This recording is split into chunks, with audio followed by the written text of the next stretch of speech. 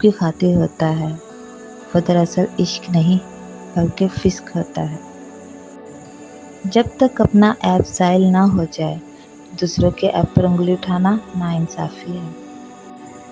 تو کہتا ہے خدا تجھے یوں ہی بخش دے گا، تو اس کو ایک شیطان کا فریب سمجھ، جس نے تجھے بجا آوری اعمال سے غافل کرنے کے لیے یہ الٹی سجا رکھی ہے۔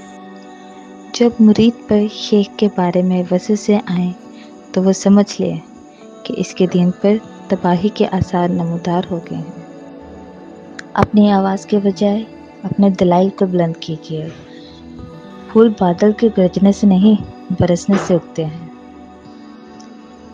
اگر تجھ سے کسی سوال کا جواب نہ آ رہا ہو تو خاموش رہو، ممکن ہے تیرے جواب کی ضرورت ہی نہ ہو۔ صدق و یقین زندگی کا سرمایہ ہے۔